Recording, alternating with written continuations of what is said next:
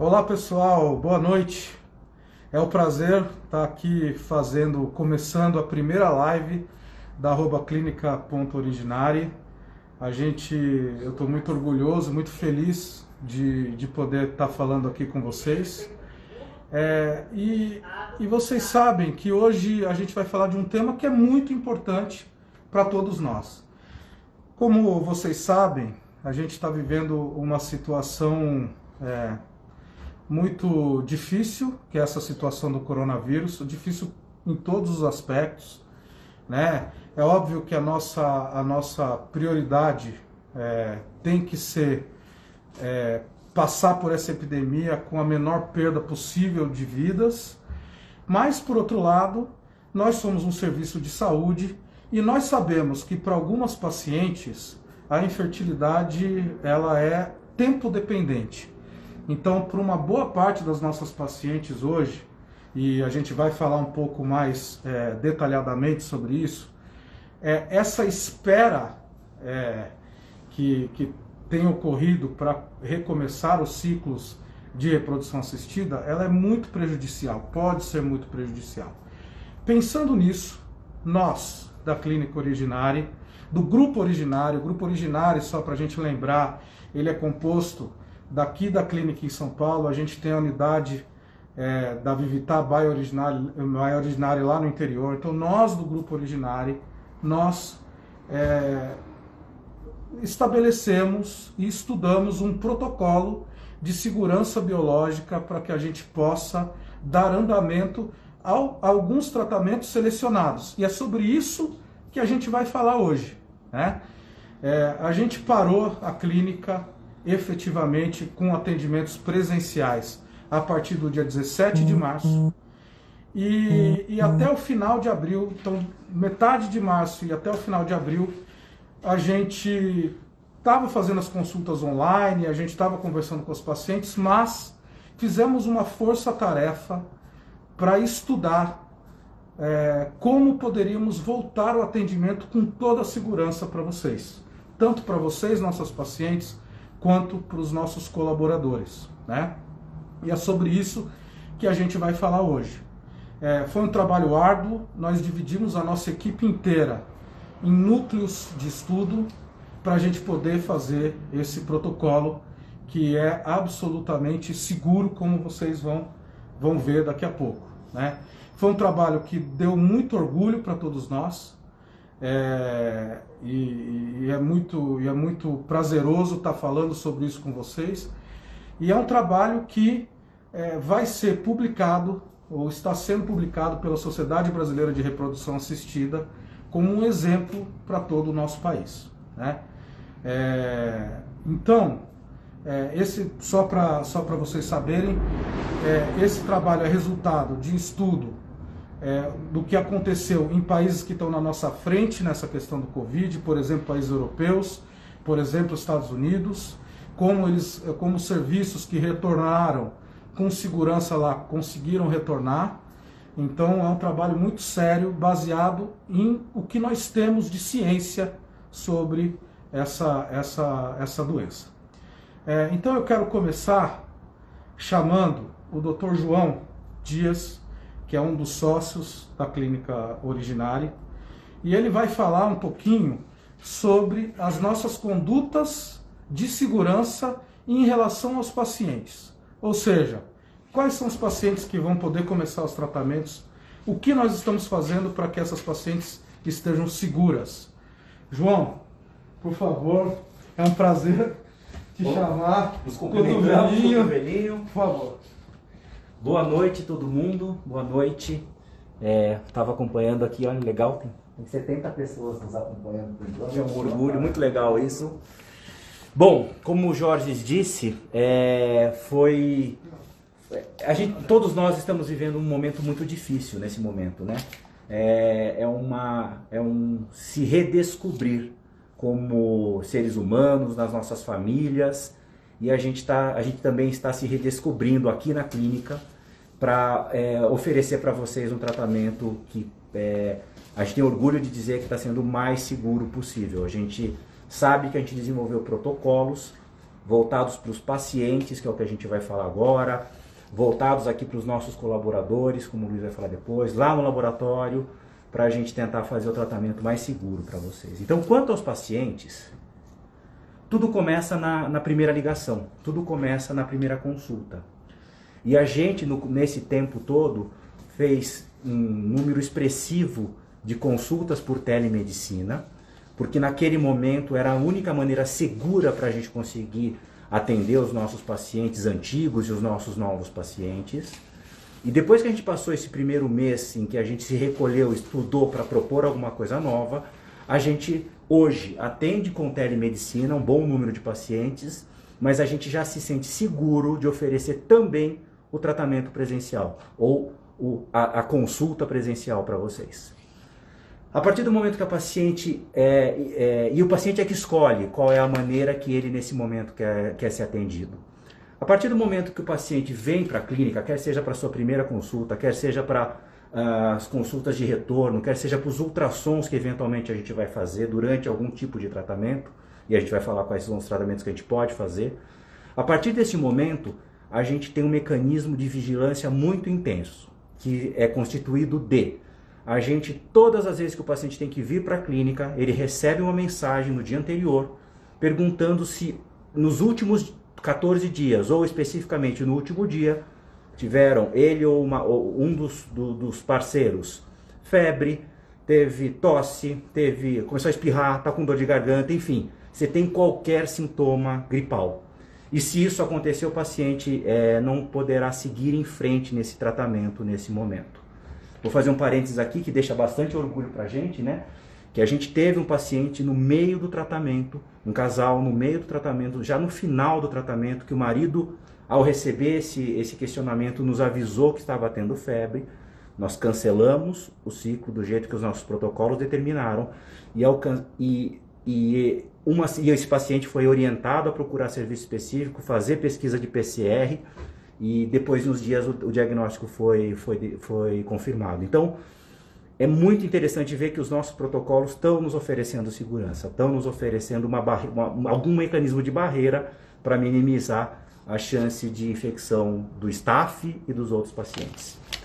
O paciente chegou na clínica, todo paciente tem a sua temperatura medida, e se por acaso o paciente tiver febre ou tiver temperatura acima de 37,5, se tiver qualquer sintoma, ele vai ser dirigido para uma sala específica onde a gente vai confirmar a temperatura e tomar as providências necessárias para determinar o cancelamento eventual do ciclo ou para que a consulta dele aconteça de uma maneira bem segura.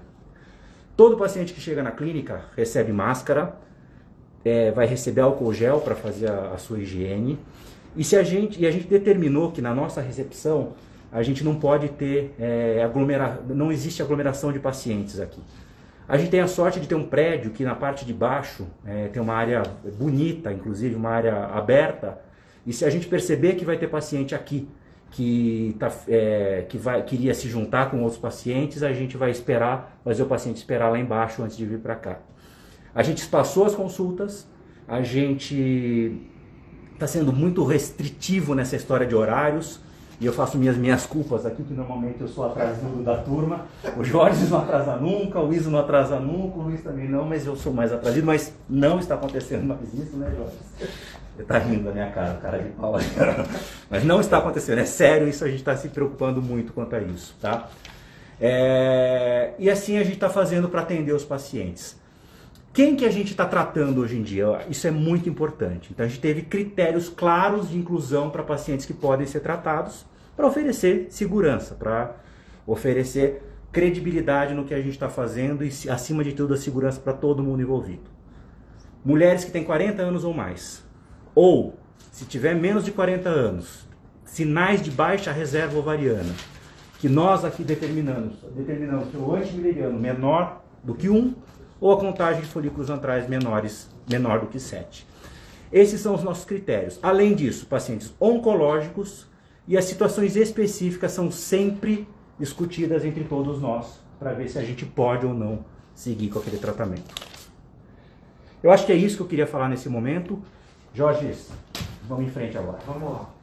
Então, João, super legal a tua explicação.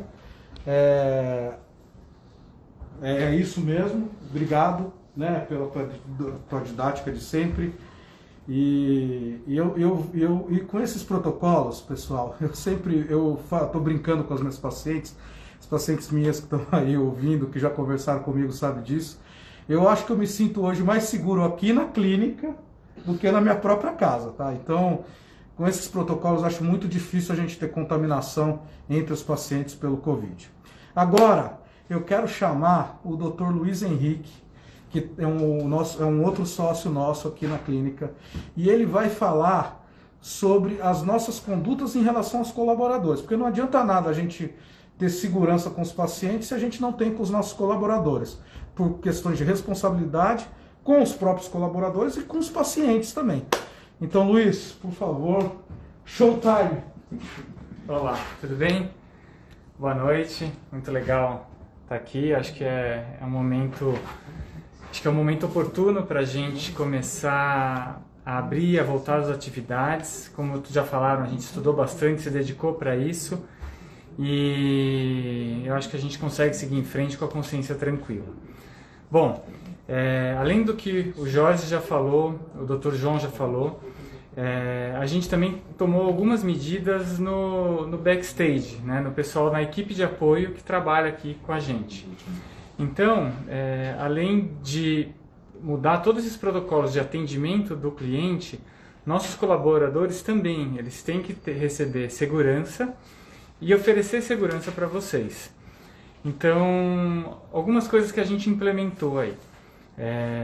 O colaborador ele tem que sair de casa e chegar aqui na clínica. Então, a gente avaliou individualmente se esse colaborador vem de ônibus, vem em carro próprio. A gente tentou flexibilizar os cargos, os dias, para que o maior número possível de pessoas venham com seus carros. As pessoas que vão acabar usando o transporte público, a gente alterou horários para que venham fora de horários de pico. As pessoas receberam máscaras, álcool, chegam aqui, elas trocam de roupa, então usam uma outra vestimenta, tudo isso visando novamente segurança, certo? Além disso, a gente tem times aqui de atendimento, time administrativo, tem a equipe médica, então tem os embriologistas, tá? Então todos esses times foram subdivididos ainda em mini times, para que um grupo de atendimento não esteja o tempo todo junto, para que se uma pessoa se contamina, ela vai acabar contaminando toda aquela equipe. Então, a gente tem staffs em horários e dias separados para diminuir essa interação entre pessoas, porque eventualmente elas vão, mesmo que estejam a 2 metros de distância, elas passam o dia todo aqui juntos. Então, a gente achou essa medida super importante. Todo colaborador, então, ele sai de casa com maior máximo de segurança, chega aqui já dentro desse regime de distanciamento e times, né, distintos trabalhando. E quando eles chegam aqui, eles têm a temperatura medida, aferida, e além disso eles têm que responder para o líder deles se tiveram ou não algum contato ou apresentaram algum sintoma suspeito, tá? Então isso é feito diariamente e só começa a trabalhar depois que tem a temperatura aferida e responde a esse questionário, esse mini questionário de entrada. Além disso, todo o nosso staff recebeu um treinamento para uso de EPIs. Então eles sabem quando tem que usar determinada máscara, determinada luva, quando que precisam usar um avental impermeável, quando que, no caso do anestesista, tem que usar o face shield. Então todos esses passos, né, todo esse treinamento de EPIs foram implementados. É óbvio que, como todo estabelecimento que recebe pessoas, a gente tem álcool gel em toda a clínica para quem quiser utilizar. Nossos colaboradores têm que lavar a mão rotineiramente. Um casal em atendimento sai de uma sala, essa sala é imediatamente higienizada, então passa álcool 70 sobre as superfícies, o aparelho de ultrassom recebe higienização, até a maquininha do cartão de crédito recebe um filme e passa álcool o tempo todo a cada uso. Então todos esses cuidados foram tomados. É claro que mesmo tomando todos esses cuidados, eventualmente um colaborador nosso pode chegar e apresentar algum sintoma. Então, ao menor sintoma que ele tenha, coriza, febre ou algum contato próximo, a gente afasta esse colaborador. Dali a alguns dias ele é testado, PCR, eventualmente IgG e IgM.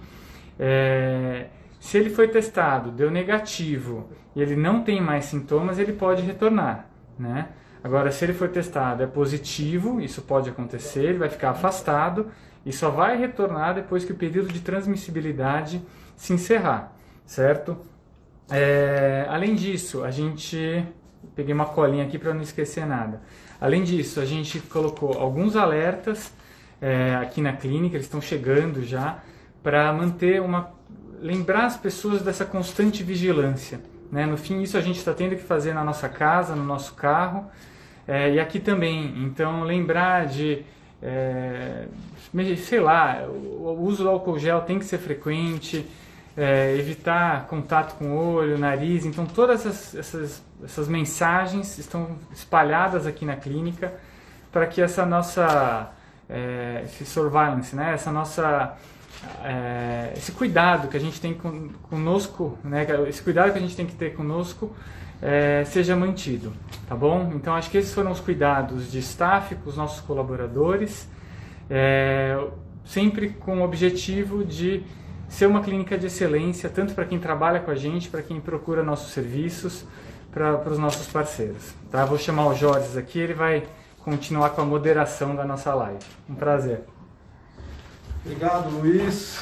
Também super didático. Eu acho que deu para entender que os nossos colaboradores, que é um patrimônio que a gente tem aqui na clínica, também a gente tem muito orgulho deles, que eles estão bem protegidos.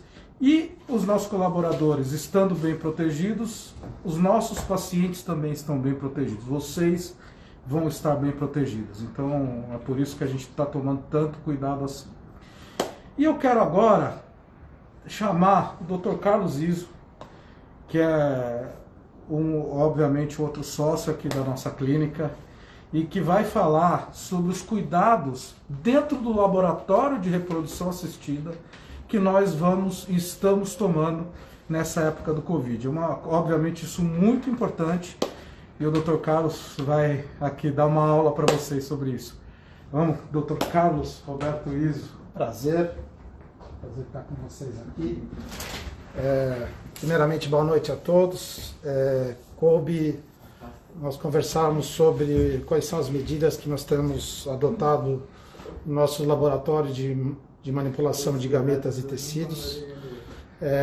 Deixar bem claro para vocês que provavelmente nós vamos ter que conviver bastante tempo ainda com o Covid. Apesar de uma hora nós vamos ter uma melhora, nós vamos ter que se adaptar a trabalhar nessa situação. Não é de uma hora para outra que tudo vai a zero, então a gente vai ter que aprender a trabalhar com o Covid.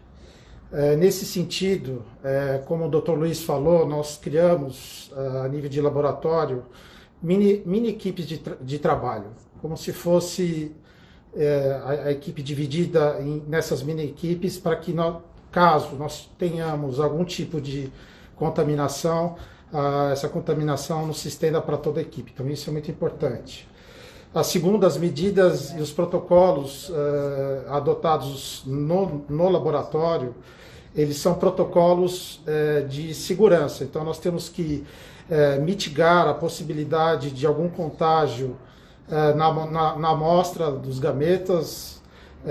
Nós temos que mitigar a possibilidade de algum contágio dos nossos colaboradores, dos nossos embriologistas, dos médicos. Então, essas medidas elas têm que ser bastante rigorosas, que vão da utilização de equipamento de proteção individual constantemente. Então, isso é uma regra já colocado tanto para o Dr. João como para o Dr. Luiz, é uma regra importante. Então, o equipamento ele vai ser utilizado rotineiramente.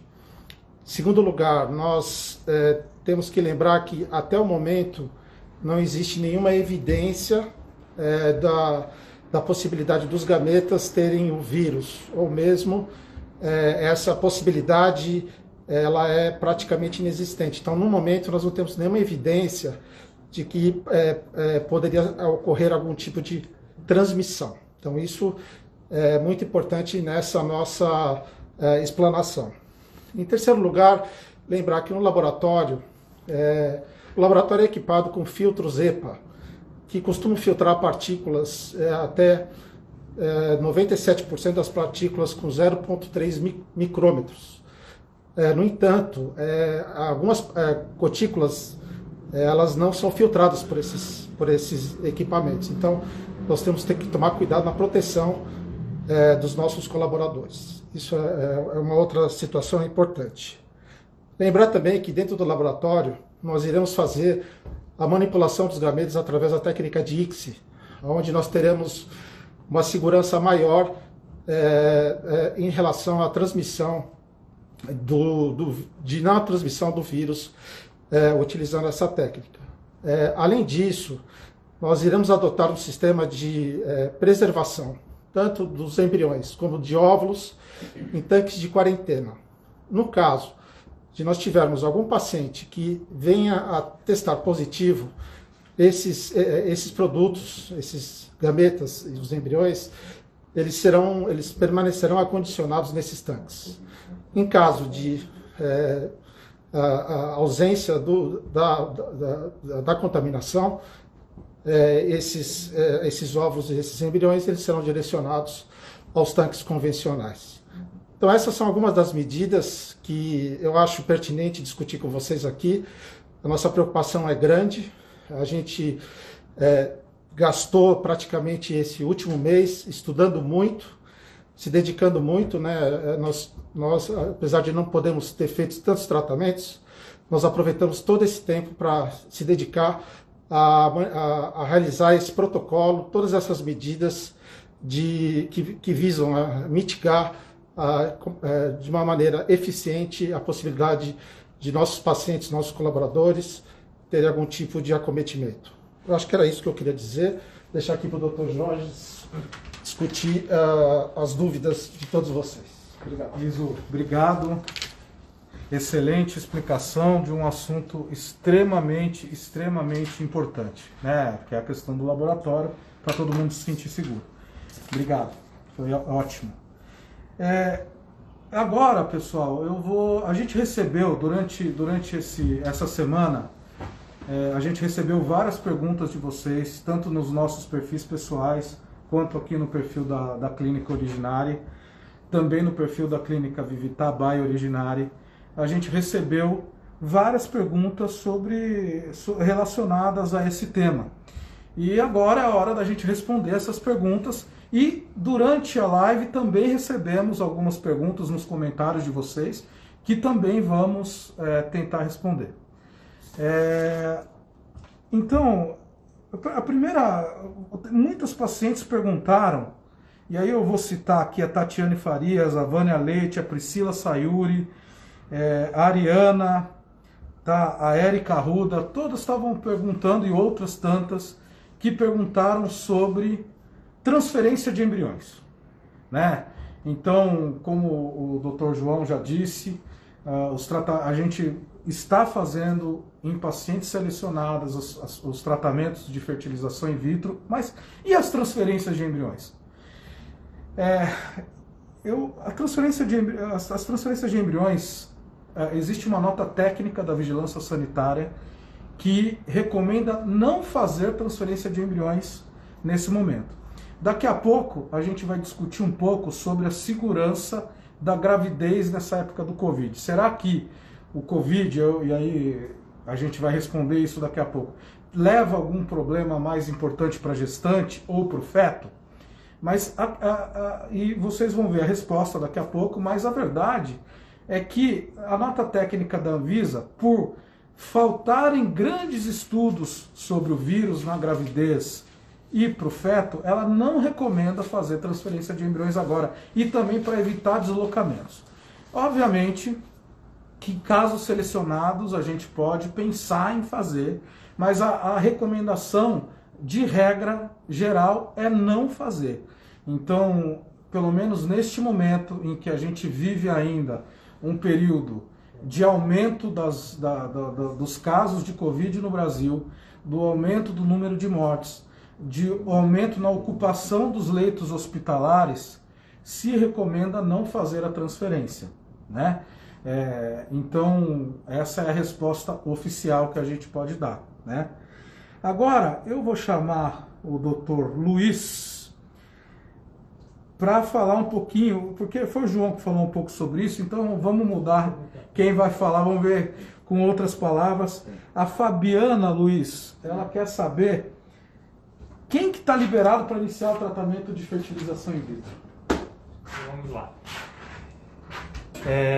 Pacientes que já iniciaram, né, estão iniciando os tratamentos agora. Então, são pacientes que têm baixa reserva ovariana, tá? São os pacientes naquelas que o tempo é muito importante e a gente esperar mais 2, 3 meses pode causar um prejuízo que às vezes é irreversível. Então, pacientes com baixa reserva ovariana, acima de 38, 39, 40 anos, pacientes que já tiveram falhas de fertilização anteriores, né? E é lógico que a gente tem que avaliar para cada um desses casais ou pacientes quais fatores de risco ou quais situações de risco eles estão expostos no dia a dia deles.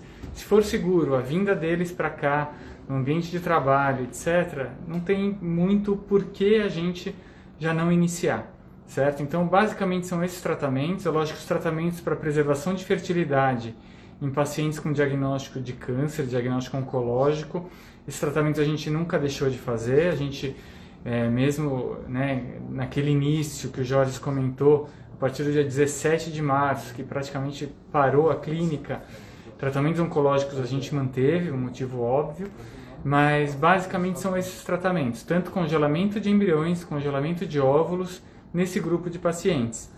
E eu acho que é isso, né, Jorge? Você lembra de alguma outra situação? Eu acho que é isso. Essas são as recomendações básicas do nosso protocolo, que está bem dentro do que a Anvisa quer. Eu vou chamar agora o Dr. Carlos Izzo para falar um pouco. Tem algumas perguntas, a Renatinha pergunta sobre isso, a Dai Rocha pergunta sobre isso. Os tratamentos de doação de óvulos estão liberados nesse momento, Izzo? Olha, Jorge, nesse momento a doação de gametas ela não está recomendada, né? Não é recomendado, inclusive a sociedade italiana ela fez um manifesto também que nesse momento não é recomendado o início dos ciclos de doação de gametas. No entanto, ontem a Sociedade Americana, a SRM, ela publicou o 4º Task Force, que eles chamam, que são recomendações para a da Sociedade Americana de Medicina Reprodutiva. E entre essas recomendações, eles chamaram bastante atenção para essas situações de doação de gametas, útero de substituição e outros tratamentos associados. Na verdade, eles colocam muito uma questão de se o tratamento ele só seria realizado numa extrema urgência, teria que ser levado em consideração uma série de critérios, uma série de situações. Talvez seja mais inteligente a postergação. Veja, você envolve uma doadora de óvulos, envolve uma receptora de óvulos, de embriões, de óvulos, você envolve um útero de substituição. Então, é uma situação que eu ainda acho que em breve vai ser retomada, mas nesse momento a nossa decisão, a nossa recomendação, a Sociedade Brasileira de Reprodução Assistida também, é de postergar esse tipo de tratamento neste momento. Bom, obrigado, Izzo. Acho que ficou bem claro, né, para vocês. E agora eu vou chamar o Dr. João Dias para falar um pouco sobre gravidez e Covid. Então a gente recebeu várias perguntas, como não poderia deixar de ser, sobre a influência que o coronavírus pode ter na gravidez, tanto do ponto de vista do feto, quanto do ponto de vista da gestante, né? Então, algumas perguntas específicas: será que pode causar gravidez anembrionada? Quais são outras causas de gravidez anembrionada? E algumas pessoas fazendo uma relação com Zika, né? Quem lembra da época do Zika, o Zika vírus é um vírus também, mas que tem um tropismo para o sistema nervoso central do feto. Então, era comum a associação da ocorrência do Zika na gestante e microcefalia. Será que o coronavírus também tem algum tipo de alteração no feto? João, você pode responder isso, por favor? Sim, senhor. Deixa eu só... Bom, pessoal, aborto e Covid, / gestação e Covid. Então, tudo que a gente tem hoje, tudo que a gente sabe até hoje, é que o Covid, como qualquer outra infecção, etc., quanto mais grave a infecção, mais pode ter impacto em qualquer evento que está acontecendo no ser humano, né? Então, se alguém tem uma pneumonia grave por qualquer outro motivo, pode ter dificuldades com a sua gravidez, e a mesma coisa para o Covid. O Covid não tem nenhuma prova até hoje que cause qualquer tipo de malformação. Não tem prova que possa ser transmitido sexualmente. Assim sendo, a história da gestação embrionada não tem relação hoje com a possibilidade do paciente ter Covid. Inclusive, uma das pessoas que a gente acabou sabendo de diagnóstico de Covid aqui vivendo aqui na clínica, grávida, e graças a Deus está tudo ótimo, está tudo muito bem com isso. Então, aborto não tem relação com Covid, gestação em geral também não tem relação, o Covid não vai atrapalhar, não vai causar um dano maior à gravidez, tá? É importante saber que, como qualquer pneumonia, por exemplo, a gravidez é um momento em que a gente tem que ficar esperto com essa situação. Então, qualquer grávida, por causa do tamanho do abdômen, do útero, ela tem mais dificuldade respiratória. E qualquer infecção de vias aéreas em grávida inspira muito mais cuidados. Então, a gente reforça ainda mais para essa população das grávidas o cuidado quanto aos mecanismos de barreira para minimizar a chance de infecções. Tem umas coisas que apareceram aqui, Jorge, não sei se apareceu no seu aí. Por quanto tempo isso vai acontecer? Por quanto tempo essas recomendações existirão, né? Então, tudo que a gente está fazendo é baseado no momento da pandemia. É baseado nesse momento em que a curva ainda está numa ascendente. E assim que a gente tiver condições epidemiológicas que nos proporcionem maior segurança, alguns mecanismos podem ser relaxados. Mas dentro da clínica de reprodução assistida, esses mecanismos de segurança biológica vão ser utilizados para sempre. É uma situação em que a gente tem que ter cuidado. O que vai mudar? Quando a situação epidemiológica estiver mais tranquila, nós estaremos mais tranquilos de fazer as transferências embrionárias. Então as transferências não estão sendo impedidas porque o Covid faça mal para a gravidez. A gente está evitando transferências nesse momento para a gente minimizar a circulação de pessoas, para a gente minimizar o estresse sobre o sistema de saúde. Esse é o motivo das transferências estarem sendo... a gente está dando um pause nas transferências nesse momento. Bom, e aí eu vou falar um pouquinho aqui sobre... Teve uma pergunta da Jojo Ragazzini e de outras pessoas. E ela fez uma pergunta bem específica, mas que a gente pode generalizar um pouco, sabe? Ela falou que ela tem 37 anos, ela não quer engravidar nesse momento. E ela me perguntou se esse é um momento adequado para fazer um tratamento de fertilização in vitro, para congelar os embriões, para depois colocar num momento melhor. E eu digo para ela que essa é uma boa ideia, aparentemente, né? A questão nós já falamos aqui algumas vezes e eu vou repetir, quer dizer, para quem que a gente está fazendo os tratamentos? E essa é uma situação em pacientes que têm um risco de terem uma perda reprodutiva importante por conta do tempo que elas vão ter que esperar para fazer o tratamento. Então, pacientes com mais de 40 anos de idade ou pacientes com baixa reserva ovariana.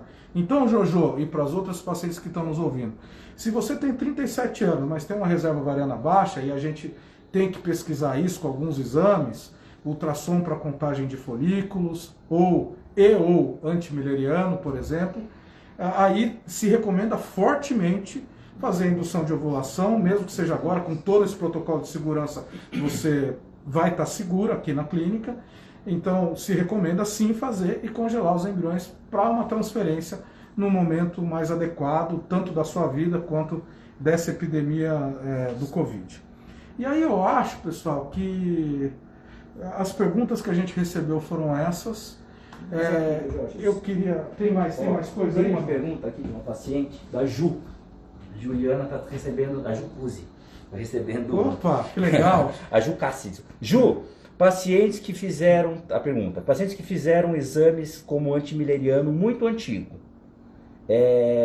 A gente aceita esse exame para poder determinar que a gente vai fazer o tratamento ou não? Olha, o antimileriano, posso responder, Lógico, né? O antimileriano, ele é um exame, é um marcador de reserva ovariana, um dos melhores que a gente tem, e a tendência é ele piorar. Se, mesmo antigo, ele é um exame que mostra uma baixa reserva ovariana, é óbvio que a paciente se enquadraria, né? Vocês concordam com isso? Se enquadraria nesses tratamentos, né? Então, sim, a resposta aceitamos, já que a reserva ovariana não vai melhorar, né? A tendência é piorar com o tempo, né? Pergunta sobre o teste ERA. Tem uma pergunta também da Márcia Panunto sobre o teste ERA. Para Márcia. Opa. Então responde para ela. Quanto tempo podemos considerar o resultado do ERA para uma transferência? Olha, Márcia, minha querida, eu sei que essa é uma preocupação de muitas pacientes, viu, pessoal? A Márcia só está representando muitas pacientes que fizeram o ERA ou algum teste do endométrio para transferir e estão preocupadas se esse tempo não vai fazer com que elas precisem repetir o exame. A verdade é que o ERA, especificamente o ERA, é um exame que só se faz uma vez na vida. Então, assim, você sabe que coincidentemente, um ano e meio atrás, mais ou menos, a gente teve a oportunidade de conversar bastante com o Dr. Carlos Simon, que é o idealizador do ERA, né? E uma das perguntas que eu fiz assim, professor, a partir do momento que a paciente fez o ERA, quando ela precisa repetir alguma vez? Não precisa repetir, a não ser que essa paciente tenha sido submetida a uma cirurgia bariátrica e perdeu mais de 30 quilos em pouco tempo, porque aí você pode ter alguma mudança na receptividade endometrial. Fora essa situação específica, não precisa repetir, então não fiquem preocupados com isso, tá? O ERA não vai perder significado por causa desse tempo. Eu acho que agora, pessoal... Tem mais uma aqui, Jorge. Tem mais uma? Tem várias perguntas. Que bom, que bom. Ó, primeiro tem uma pergunta da Priscila, né, da Mama Embryo. Ela falou assim, vocês acham que é necessário fazer PCR 72 horas antes do procedimento para dar segurança? João, por favor, responda. Pri, eu adoraria que isso resolvesse a nossa situação e seria ótimo. O fato é que não temos tantos insumos assim e que para paciente que é assintomático, o PCR ainda não é um bom exame, entendeu?